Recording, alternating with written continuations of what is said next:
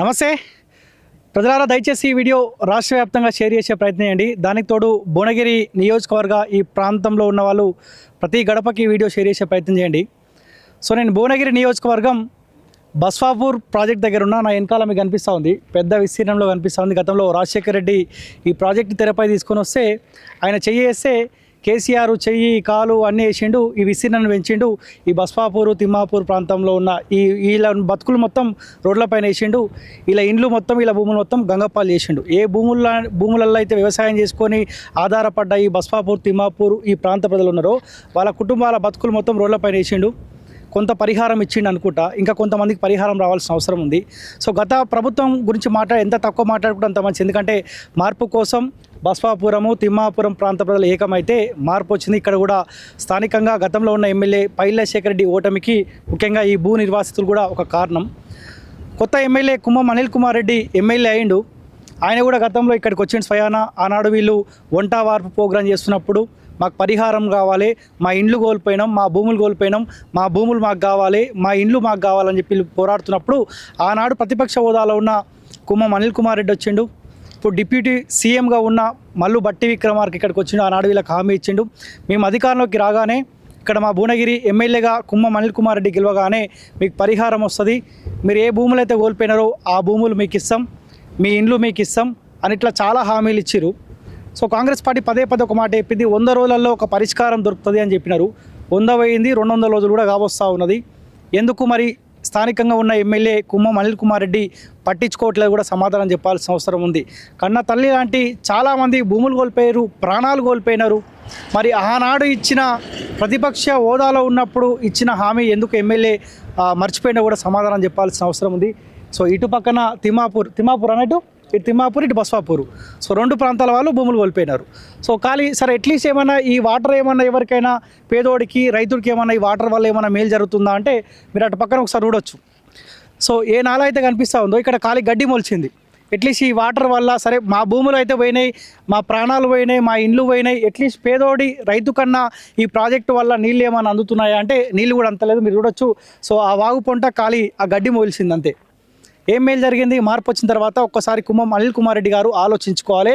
మీ deputy CM ఎవరైతే ఉన్నాడో మల్లు బట్టి విక్రమార్క, ఆయనకు ఒకసారి గుర్తు చేయి, అన్న గతంలో నువ్వు ఈ కట్ట మీదకి వచ్చినావంట, ఈ బాధితులకు నువ్వు హామీ ఇచ్చినావంట, నువ్వు మంచిగా ముఖ్యమంత్రి తర్వాత 2nd పొజిషన్లో నువ్వు ఉన్నావన్నా, ఒకసారి వాళ్ళకి పరిహారం ఇద్దాము, వాళ్ళకు ఇండ్లు ఇద్దాము, ఇండ్లు కోల్పోయినారు, వాళ్ళు ఇంకా ఏడుస్తూ ఉన్నారు భూములు కోల్పోయని చెప్పి ఒకసారి ఎమ్మెల్యే గుర్తు చేయాలని కూడా రిక్వెస్ట్ చేస్తా ఉన్నా. ఒకసారి తిమ్మాపూర్ సంబంధించిన భూ నిర్వాసితులు ఉన్నారు, వాళ్ళతో ఒకసారి మాట్లాడి అసలు వాళ్ళ డిమాండ్స్ ఏంది, ఎంత మేరకు మార్పు వచ్చిన తర్వాత వాళ్ళకి ఏమైనా పరిహారం దొరికిందా, ఏం మేలు జరిగిందో ఒకసారి వాళ్ళతో మాట్లాడదాం.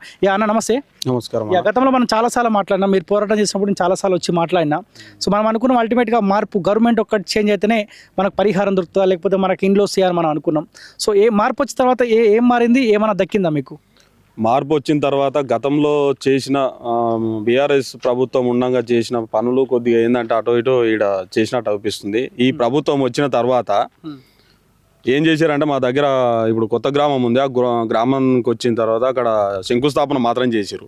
అంటే ఈ ప్రభుత్వాన్ని అసలు ఏమనాలో అర్థమైతలేదు మాకు. ఎందుకంటే గతంలో ఉన్న ప్రభుత్వం అన్న ఎంతో కొంచెం పట్టించుకొని పోయినప్పుడల్లా స్పందించి, ఎందుకంటే సరే ఈరోజు నేను ఒక సామాన్య మనిషిగా మాట్లాడుతున్నా. సరే నాది ఒక బీజేపీ పార్టీ, నేను బీజేపీ పార్టీలో జిల్లా హోదాలో ఉన్నాం. అయినా నేను పార్టీని అనుకోకుండా ఈ గ్రామం గురించి చాలా సంవత్సరాలుగా మేము కష్టపడ్డాం, జైల్లో పోయినాం, అన్ని రకాలుగా చేసినాం. కానీ గతంలో ఉన్న నాయకులు ప్రతిపక్షంలో ఇప్పుడు ఈరోజు ఉన్న అధికార పక్షంలో ఉన్నారు. కానీ గతంలో ఉన్న నాయకులు ఈరోజు కుమ్మం అనిల్ కుమార్ రెడ్డి కానీ ఎమ్మెల్యే స్థాయిలో ఉన్నాడు, ఇప్పుడు ఆయన బట్టి విక్రమార్క ఉప ముఖ్యమంత్రి స్థాయిలో ఉన్నాడు, ఎందుకంటే 2nd ప్లేస్లో. కానీ వాళ్ళు వచ్చి ఇక్కడ సందర్శించారు. మేము గతంలో పడ్డ బాధలన్నీ వాళ్ళకి తెలుసు, స్వయంగా చూసిరు. కాబట్టి వాళ్ళన్న అధికారంలో అప్పుడున్న అధికారంలో పార్టీలో ఉన్న బీఆర్ఎస్ పార్టీలో ఉన్న వాళ్ళన్న రాలేదు, కానీ వీళ్ళు వచ్చిరు స్వయంగా చూసి వాళ్ళు ఇట్లా మాతో పాటు కూర్చొని అన్ని చేసిన వాళ్ళు ఈరోజు అధికారంలోకి వచ్చినాక కళ్ళు ఒక నెత్తిలకు పోయిన విధంగా చేస్తున్నారు. మా తిమ్మాపురం గ్రామాన్ని అసలు ఇంతవరకు పట్టించుకోవట్లేదు. ఎందుకంటే 6 months టైం ఉంది ఇచ్చినాము, కానీ ఇక్కడ గ్రామంలో తిమ్మాపురం గ్రామంలో భూములు కోల్పోయినాం, ఇండ్లు దాదాపు శిథిలావస్థ స్థితికి వచ్చినాయి. వర్షాలు పడితే నీళ్లు పడుతున్నాయి, పెంకులు ఇండ్లు కాబట్టి అవన్నీ పాత అయిపోయినాయి కాబట్టి ఇళ్ళలో నిండిపోతున్నాయి. వాళ్ళని చూస్తుంటే, ఎందుకంటే ఒకసారి వచ్చి చూస్తే కళ్ళలో నీళ్లు వస్తాయి, ఒకసారి చూడాలి మీరు. ఎందుకంటే అధికారంలో ఉన్నప్పుడు ఓ తీరుగా, ప్రతిపక్షంలో ఉన్నప్పుడు ఓ తీరుగా కాకుండా మా గ్రామాన్ని ఒకసారి సందర్శిస్తే మీకు అర్థమవుతుంది అని చెప్పేసి ఈ సందర్భంగా తెలియజేస్తున్నాం. మరొక విషయం ఏంటంటే ఇల్లు కట్టుకుందామని సరే గ్రామం పోతుందేమో, ఈ రోజు పోతుందో రేపు పోతుందో, కానీ కట్టుకుందామంటే అక్కడ వేస్ట్గా అయిపోతుంది, డబ్బులు వచ్చే విధంగా లేదు. కానీ ఇళ్ళల్లో అందరు జనాలు ఉన్నారు, పురుగు పుట్టుక వస్తూ ఉంటుంది, ఏమన్నా జరుగుతుంది, ప్రాణాపాయ స్థితిలో ఉన్నాయి. గతంలో ఇట్లా న్యాయం కోసం పోరాటం చేసి కొంతమంది ప్రాణాలు ఇట్లా పోయినాయి, పెట్రోల్ పోసుకొని ఆ విధంగా ప్రాణాలు పోయినందుకు ఈ రోజు వరకు మేము దాన్ని జీర్ణించుకోలేకపోతున్నాం. ఈరోజు ఈ విధంగా చనిపోవడం స్థితికి వస్తుందా అని చెప్పేసి మేము ఈ సందర్భంగా తెలియజేస్తున్నాం. తొందరగా, ఎందుకంటే మా భూమిలో పైసలు ఇట్లా 1760 ఎకరాలు ఉంది, 1760 ఎకరాల పట్ట భూమిలో పైసలు అయితే మ్యాక్సిమం పడ్డట్టున్నాయి. కానీ ఇంకా సీలింగ్ భూమి ఉంది, కబ్జా భూమి ఉంది, అది ఒక 200 ఎకరాలు ఉంది, అది వెయ్యాలి. ఎందుకంటే అందులోనే ఎక్కువ ఉంది. పట్టభూమి ఎకరం ఉంటే ఎకరంలో పట్టభూమి 1/4 ఎకరం ఉంది, కబ్జా భూమి 30 ఎకరాలు ఉన్నాయి. ఇట్లా ఎందుకంటే దాని మీద ఆధారపడి ఉన్నాం కాబట్టి ఆ పైసలు వేయాలని చెప్పేసి డిమాండ్ చేస్తున్నాం. మీరు ఎప్పుడన్నా ఈయన గెలిచిన తర్వాత, ఈయన గెలిచి కూడా 6 నెలలు కావస్తా ఉంది, ఎప్పుడన్నా మీరు కలిసే ప్రయత్నం చేశారు ఎమ్మెల్యే? కలిసే ప్రయత్నం కాదు, ఆయన గెలవంగానే ఫస్ట్ మా ఊరికి వచ్చిండు, కొత్త గ్రామానికి వచ్చి ఆయన్నే వచ్చి సరే గతంలో చేసిన శంకుస్థాపన దిమ్మే గతంలో ప్రభుత్వం చేసిందే, ఏది శిలాపలకం ఒక్కటి ఇప్పుడు వచ్చినాక వాళ్ళు వచ్చి ఏం చేసిరట, ఆ రోజు భోజనాలకు ఏదో డబ్బులు ఇచ్చి ఆ శంకుస్థాపన పేరు మాత్రమే చేసిరు. మా తిమ్మపురాన్ని చేసింది ఏం లేదు, ఆయన వచ్చి ఒక శంకుస్థాపన మాత్రమే చేసిండు. ఆ రోజు నుంచి ఈ రోజు దాకా అసలు దాన్ని పట్టించుకుంటూనే లేరు. ఆ గ్రామం చూడ నూతన గ్రామము, ఆ రోడ్లు చక్కలేవు, ఆడ ఇల్లు కడుతున్నారు, ఆ ఇళ్ళకు నీళ్లు చక్కలేవు, ఏది కాలువలు ఉన్నాయి, ఆ కాలువలు చక్కగా లేవు, ఏ చక్కగా లేదు. అది చూస్తే ఒక్కసారి చూస్తే అర్థమవుతుంది. అది మీరు స్వయంగా వచ్చి చూడండి. దాన్ని శంకుస్థాపన చేసి ఒక పేరు వాడాలని చూసిరు, ఆ పేరు పడ్డది. మరి మిగతాది ఏం చేయాలి, ఏం చేద్దాం అనుకుంటున్నారు తిమ్మపురం గ్రామాన్ని? గత ప్రభుత్వం అన్న వాస్తవాన్ని చెప్తున్నా, ఒక 10 మెతుకులలో 9 మెతుకులు గత ప్రభుత్వం అన్నది ఒక మెతుకన బయటేసింది. ఈ ప్రభుత్వం మొత్తం అన్నిటికీ అన్ని తింటుంది. ఇక ఇది 6 నెలల నుంచి మరి ఇక్కడ ఎట్లున్నారు జనాలు ఏందనేది గతంలోనైతే చేసిందైతే మీకు తెలుసు కదా, చూసిరు కదా, స్వయంగా వచ్చి చూసిరండి. అది ఒకసారి చూడండి. మా ఒక్కొక్కరికి ఎట్లున్నాయి అంటే గ్రామాలలో ఏదైనా ఇల్లు కట్టుకుందామంటే ఇల్లు డబ్బులు లేని పరిస్థితిలో ఉంది, పోదామా ఉందామా, జీవనోపాధి లేదు, భూములు కోల్పోతుంది, అన్ని కోల్పోతుంది, ఏడ బతకాలి, ఏం చేయాలి, అసలు ఊళ్ళో ఉన్నా కానీ మాకు ఈడ జీవనాధారం లేదు, పోయి బయటనన్నా బతుకుతామని చెప్పేసి అప్పుడు అదే పోరాటం. ఈ కాంగ్రెస్ ప్రభుత్వం వచ్చినాక ఇంకా డబల్ పోరాటం చేయవలసి వస్తుంది. మేము అలసిపోయినాం. ఇక ఒకటే ఏమనుకుంటున్నాం అంటే, జీవితంలో అనుకునేది ఏంటంటే, ఇక అలసిపోయి ఉన్నాం కాబట్టి ఏదైనా ఒకటి ఉన్న గ్రామంలో ఉన్న వాళ్ళు పికర్ తోటి ఏదో ఒకటి చేసుకొని అదైపోతాట్టున్నారు అని చెప్పేసి తెలియజేస్తున్నాం. ఈ కట్ట మీద మీరు ఆనాడు వంట వార్పు చేస్తుండే, ఆనాడు కుమ్మమల్లి కుమార్ రెడ్డి వచ్చి మీకు హామీగా నారాటి భరోసాగా ఏమైనా ఇచ్చినాడా? ఆ రోజు వంట మార్పు చేసినప్పుడు అసలు ఆయన డబ్బులు గిట్లా మేము ఏం అడగలే, డబ్బులు గిట్లా ఏదో చేసినట్టుగా ఆయన సరే పేరు గురించి చేసిండో ఏం చేసిండో వంట మార్పు గిట్లా పంపించిండు అని అన్నారు. ఆ టైంలో మనకిలా తెలియదు. మరి ఆ రోజు అయితే వంట మార్పుకి వచ్చి సంఘీభావం తెలిపిండు. ఆ కష్టం అనేది తెలుసు ఆయనకి. ఆ రోజు ఉన్న కష్టానికి మరి ఈ రోజు మమ్మల్ని ఎందుకో వాడుకొని వదిలేసినట్టుగా చేస్తున్నారు. ఇప్పుడు ఎన్ని ఎకరాలకు రావాలన్నా పరిహారం? ఇంకా 200 ఎకరాల పైన రావాలి. కబ్జా భూములు, సీలింగ్ భూములు అయితే అది రావాలి.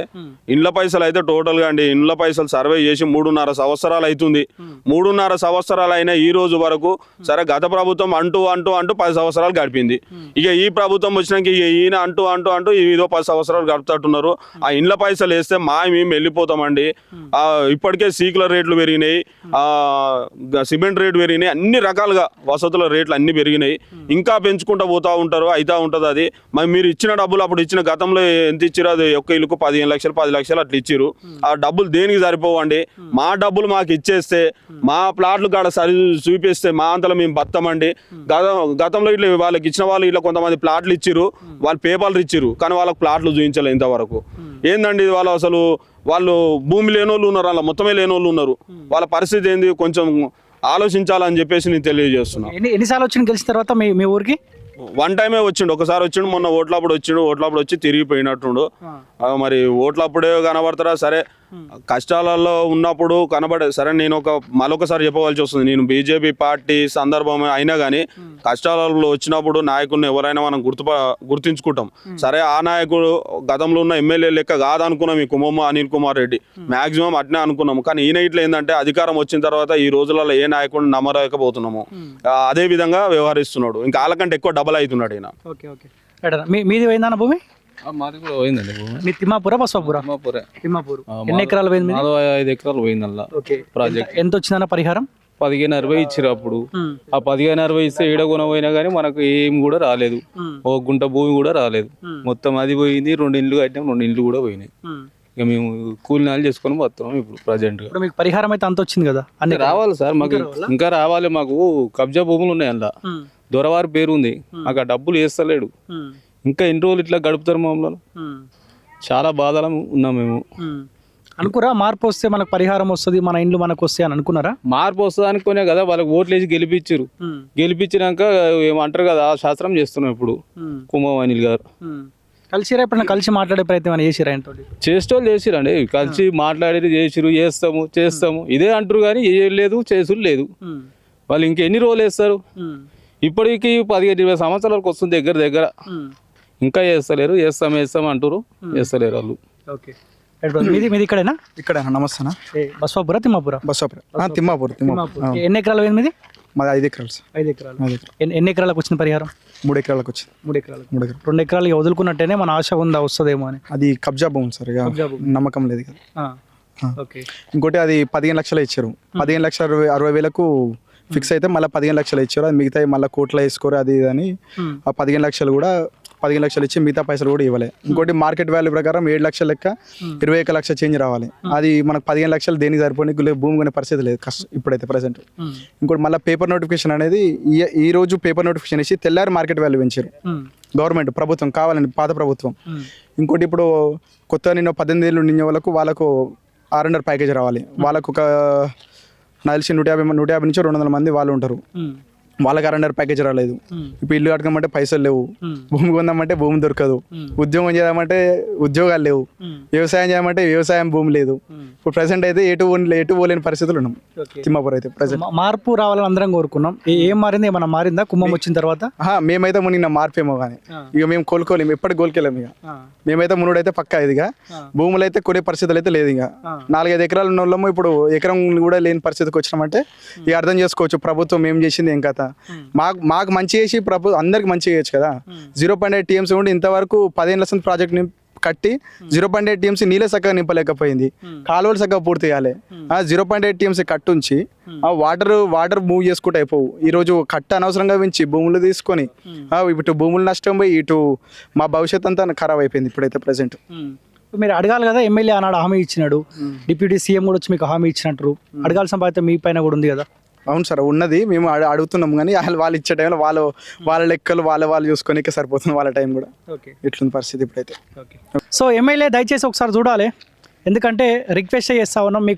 మీరు అధికారంలోకి వచ్చి 6 నెలలే అవుతుంది, పదే అంటారు. కొద్దిసేపటి క్రితం కూడా నేను మీతో మాట్లాడే ప్రయత్నం చేస్తే ఆ డబుల్ బెడ్రూమ్ విషయంలో కూడా నేను 10 రోజులల్లో కంప్లీట్ చేయగానే ఇస్తా అని చెప్పలేదని మీరు అంటా ఉన్నారు. సరే మాట ఇచ్చి మాట తప్పుతారా?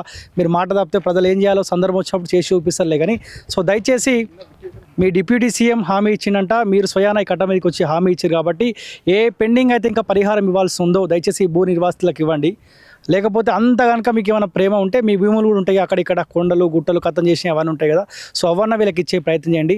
సో ఇప్పటికైనా ఎమ్మెల్యే కుమ్మం అనిల్ కుమార్ రెడ్డి గారు పట్టించుకోవాల్సిందిగా కాలోజీ టీవీ తరఫున రిక్వెస్ట్ చేస్తాను. ఎందుకంటే మా బాధ్యత ఆనాడు మార్పు కోసం. సరే మీకు తెలుసో తెలియదో కానీ నేను ఈ భువనగిరి ప్రాంతం బిడ్డగా ఈ భువనగిరి నియోజకవర్గం ప్రతి గ్రామాన్ని తిరిగే ప్రయత్నం చేసిన, మార్పు రావాలి, పైల శేఖర్ రెడ్డికి ఓటు వేయొద్దు అని చెప్పిన. సో ఆనాడు మంచో చెడో కొంత నమ్మి మీరు టీఆర్ఎస్ పార్టీలోకి పోయి మళ్ళీ కాంగ్రెస్ పార్టీకి వచ్చినా కానీ మీకు 20,000 మెజార్టీతో గెలిపించారంటే ఒక్కసారి ఆలోచించాలి. ఎందుకంటే ఆనాడున్న కేసీఆర్ పైన ఉన్న కోపం, స్థానికంగా ఉన్న ఎమ్మెల్యే పైలశేఖర్ రెడ్డి పైన ఉన్న కోపం అన్నీ కలిసి వచ్చినాయి కాబట్టి మీరు గెలిచారు. కాబట్టి సో దయచేసి ఏ నమ్మకంతో అయితే మీ కాంగ్రెస్ పార్టీకి నీకు అవకాశం ఇచ్చారో సో ఆ దిశగానే మీరు గతంలో ఇచ్చిన హామీలు ఒక్కసారి గుర్తు చేసుకొని దయచేసి వీళ్ళ సమస్యలకు పరిష్కారం చూపుతారని కూడా రిక్వెస్ట్ చేస్తా ఉన్నా. చూపకపోతే సో ఏ తరహాలు అయితే మార్పు కోసం పోరాటం చేసినామో మళ్ళీ అదే మైకు అదే కెమెరా తీసుకొని తిరిగే బాధ్యత నేను తీసుకుంటా.